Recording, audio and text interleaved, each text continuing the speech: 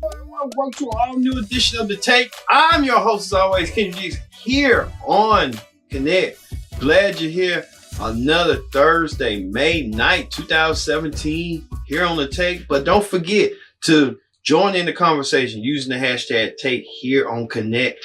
Let's get to it. Let's get to the big story. The big story this week is, did Taylor Swift rip off Beyonce's Coachella performance while she was performing the Billboard Music Awards? Well, Inside Edition has the latest with this scoop. Watch this.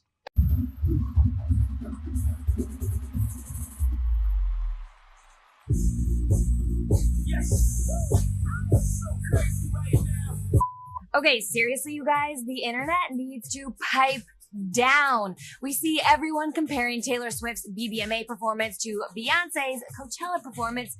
And I'll be honest, I'm so not here for it. If you missed all the drama though, here is the backstory. Taylor opened her performance last night like this.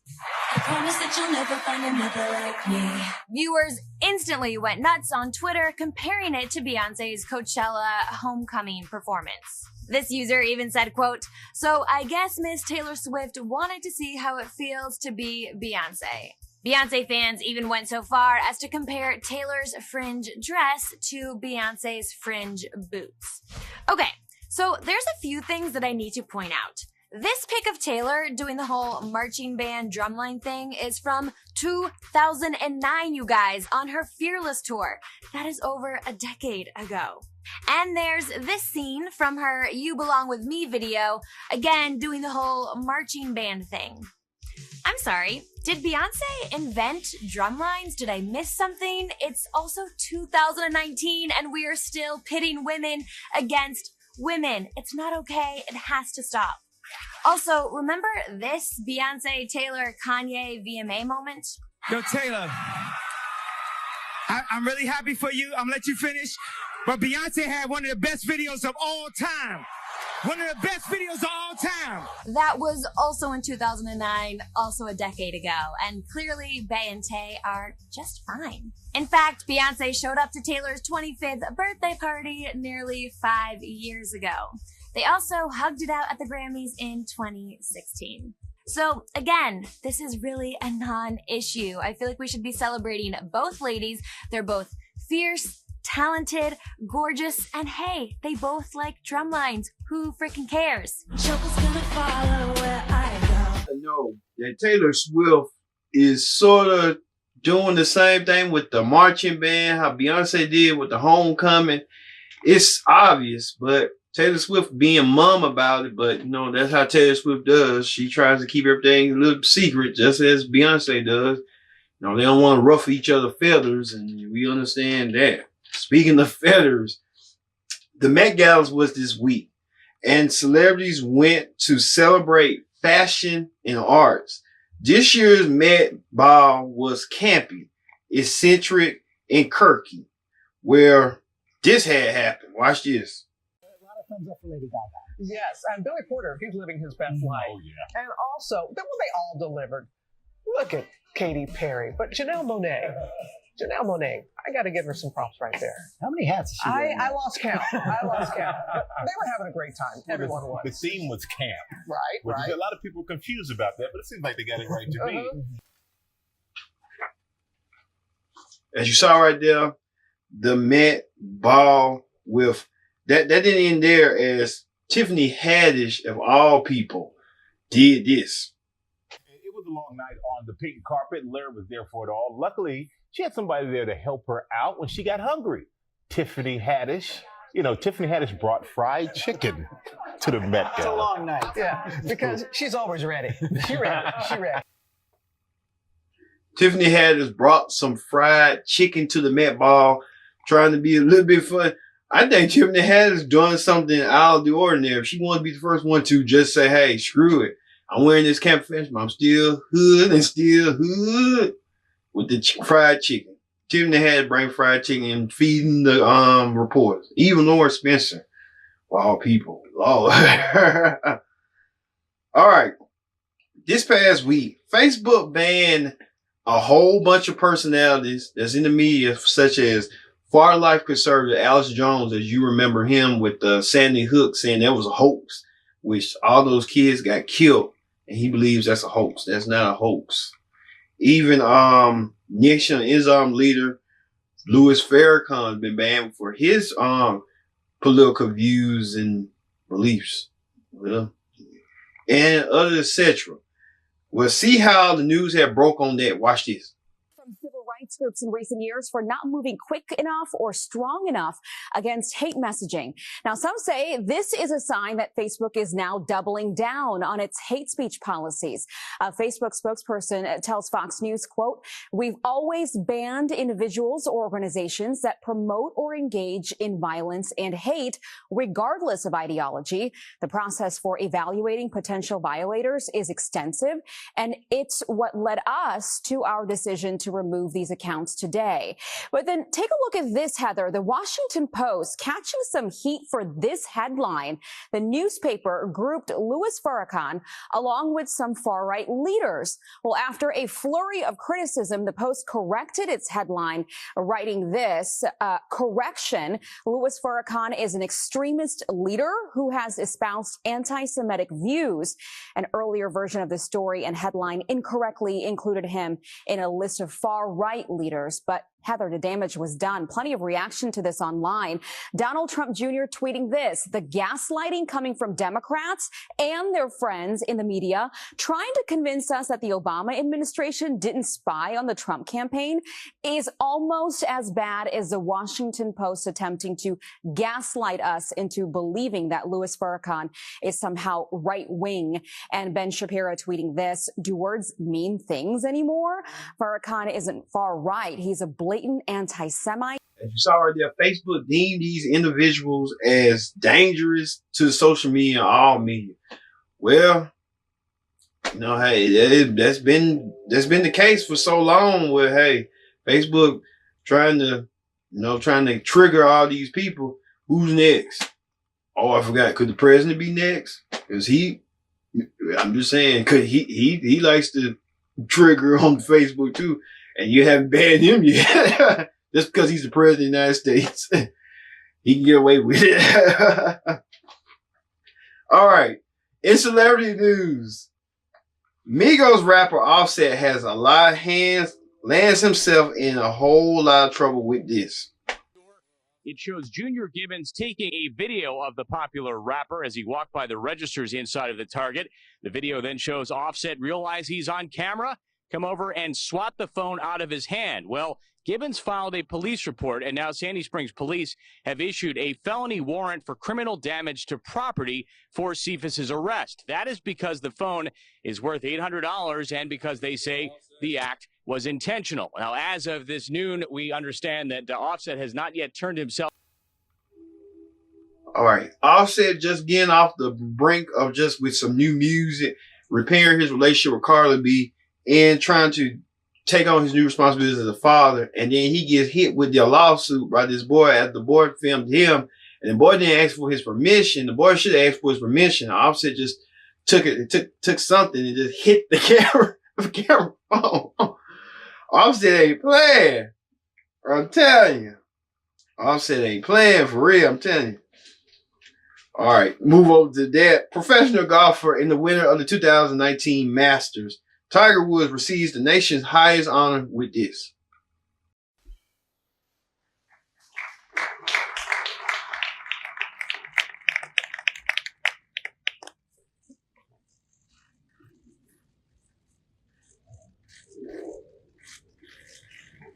You've seen the good and the bad, the highs and the lows, and I would not be in this position without all of your help. In '97, yes, I won the Masters, and I was there I ended up hugging my dad and my mom. My dad's no longer here, but my mom's here. I love you, Mom. Thank you. And Sam and Charlie for all your love and support. I love you guys so much. Erica, thank you. I mean, everyone has meant, you guys have meant so much to me in my life, and I've battled. I've tried to tried to hang in there, and I've tried to come back and play the great game of golf again. I've been lucky enough to have had the opportunity to do it again, and found a game that has allowed me to do this. And as you saw right there, Tiger Woods is now the new recipient of the Medal of Freedom Award, the Presidential Medal of Freedom Award, awarded by President Trump. Did you see Tiger? He might need some new hair transplant. You see his hair about to receive out? You can just see by his hair. Man, you get a new award, and now you on cloud nine, but Tiger, shave that shit off your head. Come on now. Come on. All right. Comedian Steve Harvey is the subject of new divorce rumors with wife Marjorie. There are reports that Steve is moving his money away from her, like liquidating his assets, and selling his homes in Texas to avoid them being taken away.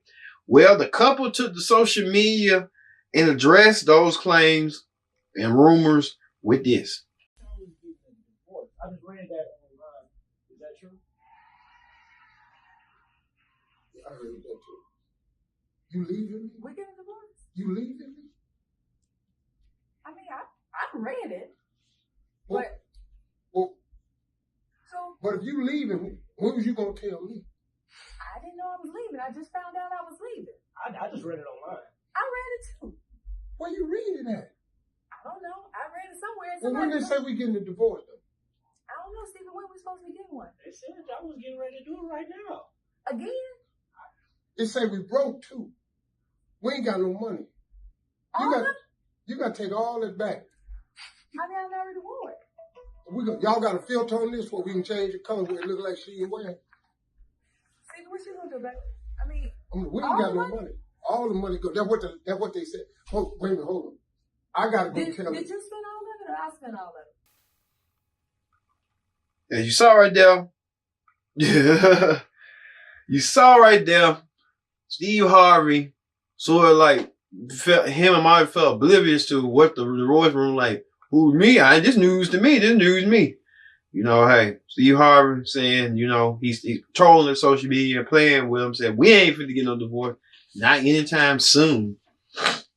All right, on talk shows this week, WWE star Paige sat down with The Real and talked about the whole story process of her new latest film, Fighting With My Family. And watch this. Now, your family is portrayed as loud and rowdy, a fun bunch, but you say they actually toned them down for the movie? Oh, absolutely. Wait, like, that would not be PG if they actually, accepted my family in this movie. Yeah, so Stephen Merchant, who's the writer and director of it, he wrote The Office and stuff like that. Amazing, very talented man. He was like, when it comes to your family, all I had to do was follow around with a notepad and just write down everything that came out of their mouths, and the script pretty much just wrote itself. Wow. Yeah, it was great. Like, they're just, they're outrageous. Oh, wow. You saw right there, Paige telling what the process of Finding My Family is about her family in the ring, but she looked it good. I say Paige looked it well. Paige looking like she's need breast full of light while being retired from the square circle. Now Paige might have to go in that direction. Now she's a manager. All right. Speaking of that, Jeopardy host Alex Trebek wins a daytime Emmy and thanks his supporters. Watch this. Maybe I've been worrying about the wrong thing and I should just do what Sally Field did in a different venue many, many years ago and look at this as a sign that you guys like me and that you value my work. And I'll tell you, if that's the case, I can live with that. Thank you. Thank you. I saw Alex Trebek saying that this might have been a sympathy vote after a couple months ago, Trebek announced that he had cancer. Pancreatic cancer. And Trebek trying to fight vigorously to fight it. And he hopes in our breath. And we pray for you, Alex Trebek. And this is Trebek's 7th daytime win. Congratulations, Mr. Trebek. Good show, Jeff. Good show. All right. Speaking of that, we're still on talk shows. morning on The View, the Morning Joe host and married couple, Mika Kinson and Joe Scarborough, weighed in on how all this with the who had the best shot to take on Trump and win. Watch this. Here's the deal. We don't know what happens when a Republican stands up to defend the rule of law against Trump. We don't know what happens other than Senator McCain. And I'm not just saying that. I'm not saying that because you're here. I'm saying that because when I went to Capitol Hill after Donald Trump was in office, my staff, they always say, where do you want to go? Where do you want to go? I said, there's only one person that matters on Capitol Hill, and it's John McCain, because Senator McCain was the only Republican who said, I'm going to stay conservative, I'm going to stay Republican, and I'm going to speak my mind. Well, Mika Kinson and Joe Scarborough are just trying to let him know that, hey, it's going to be a hard race, but Trump will contest it if he can. But hey, that's how Trump is. If he already won the place, now he's going to retain the place for a little bit more, 4 more years to do so. I'm telling you. All right. On Red Table Talk with Jada Pinkett Smith, Aisha Curry, the wife of Stephen Curry, and more. Well, she was asked how she deals with women trying to make a play with her man. Watch this. Y'all deal with all the ladies around y'all men? How do you deal with that? Stefan is like very nice by nature and he's very talkative. He's just like you. He gets it from his mama. And so like everything's always like very, very friendly. And sometimes to the point where I'm like, okay, I'm a grown woman, so I'll just insert myself and be like, hello, how are you doing? Right. Like I'm okay with it now. And I've obviously, you know, like the devil is a liar, and there's always like the ladies will always be lurking, right? Hoping for their moment and waiting. You need to be aware of that, right? But for me, I honestly hate it. You saw right there, Aisha Curry says that she'll just be, you know, nicey. She'll just play nice and just try to tell you know your role and shut your mouth, like The Rock. Oh, man. All right, everyone. Stay tuned. We have more tape after this.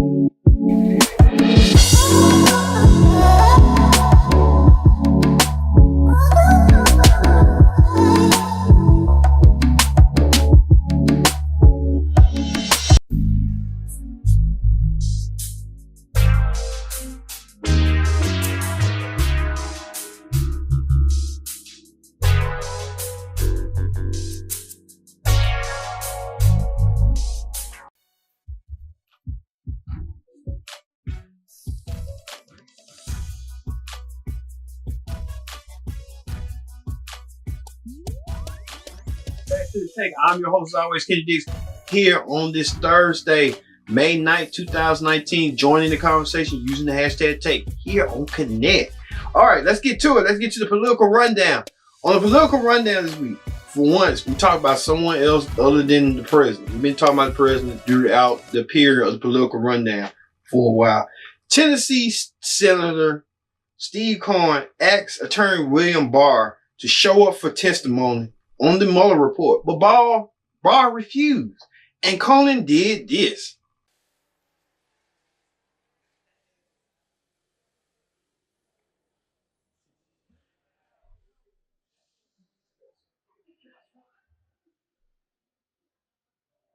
Wow, he went and brought him some KFC, a bucket of KFC, and eating it on the House floor. Wow, this is unprecedented. You got to be kidding me, my man. You know, you might try and think this is a statement, but this is kind of like a greasy statement. You ask me. Then he went on to explain his actions to CNN Chris Cuomo with his infamous stunt. Watch this. Ceramic figurine would have been sufficient. The bucket was probably a bit overboard. I shouldn't have eaten it. it didn't taste good and it didn't picture well. But the fact is, Wait a minute. What do you mean it didn't taste good? Which recipe was it? Was it original recipe? Was it extra crispy? It was cold, and so the skin was pretty awful. All right, but that's it. the things you do for the photographers, I guess that was a little mistake. But it was it was to bring out a point that he was chicken, and we got a hashtag out of it for Chicken Bar. I got and I the think point. people know. Wow. You know what? He's trying to make it look like than what it appears, but it ain't getting nowhere. That you like chicken, we get you like fried chicken. God. All right. On news this week, media giant Sinclair Broadcasting buys 21 sports network groups from another powerhouse, Disney, for a whopping $10 billion. Watch this. With the details, Julia. Well, Sarah, Sinclair announcing that Sinclair Broadcast Group is acquiring Disney's 21 regional sports networks from Disney at a valuation of $10.6 billion for those 21 networks. Now, Sinclair is paying $9.6 billion, adjusting for some minority equity interest. Byron Allen, he's a big media executive here in Los Angeles. He will become an equity and content partner in this RSN holding company. Now, in this press release here, Sinclair pointing out that the RSN portfolio delivered a combined $3.8 billion in revenue across 74 million subscribers, just giving a sense of the reach of these 21 networks. A note here is that this sale does not include the Yes Network. We've been reporting on this, and our sources tell us that they are close to selling the Yes Network to a consortium, including the Yankees, which would have the biggest stake. Amazon and Sinclair and Broadcast Group, as well as some private equity companies, will also are likely to purchase that Yes Network, which is sort of the remaining piece of this. And that valuation we expect to be around 3. Wow, you got to wonder what Sinclair Broadcast Station was going to do, because before Sinclair brought those stations from Disney, they was in negotiations with Tribune to buy, but Tribune felt like it was breach of contract and sued them. Because Tribune, including WGN and other stations, well, that didn't work out well. Now they made up for it where they get 21 stations. And interesting note that Ice Cube and LL Cool J was also in the bidding as in a group to bid to go get those stations. And now those stations are going to Sinclair. Wonder what they're going to do with them and turn them into sports networks. That's what it look like it's going to be. You can see they're going to be the Sinclair Sports Network. Do you remember this? Biased and false news has become all too common on social media. More alarming, some media outlets publish these stories as if they are true without checking facts first. Unfortunately, some members of the media use their platforms to push their own personal bias and agenda to control exactly what people think, and this is extremely dangerous to our democracy. Yeah, the repeated broadcast, and like every Sinclair station repeated. I had the same script, repeating the same old story over and over again. Wow. All right. CBS is shaking things up with its morning program, CBS This Morning, with this. And sorry that Noah O'Donnell is leaving the show to pursue a career in the CBS evening news that she always wanted to do. Replacing Jeff Gore, and Gail Kim will stay because of her hard work and that infamous interview with R. Kelly. This is O'Donnell going to be the second woman to fill in that spot, as Kate Kurt was the first. So, Nora O'Donnell, congratulations once again. All right. On the reality show clip down, the Real Housewives of Atlanta, Portia Williams, with Portia's having a baby. Portia decides her and Dennis need couples counseling, and they resolve their issues before the baby arrives. Watch this. But it's a little selfish. I mean, we talk about that all the time, right? We say that. So, Dennis, is this part of why it doesn't feel like home? Yeah, I mean, it's part of it. He's making the same. I want you to look at both sides of it, because I did listen to you. Yes. But, Dennis, I'm watching your facial expression. You're very uncomfortable with some situations. You'll deal with it, but this is what's going to lead later to resentment. Portia, how many bedrooms do you have?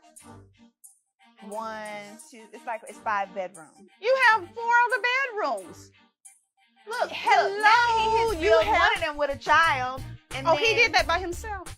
Well, there will be one here that he had a lot to do with. And then the one upstairs has to be a guest room for his mom, who he wants to move in. You know, We haven't talked about that. Is that an agreement? Her mom is also moving in. Oh but my there's goodness, already, but wait she a already minute. have a room on the first floor though. Excuse She's me, nothing wait, got to wait, be wait, creative. wait, wait, wait.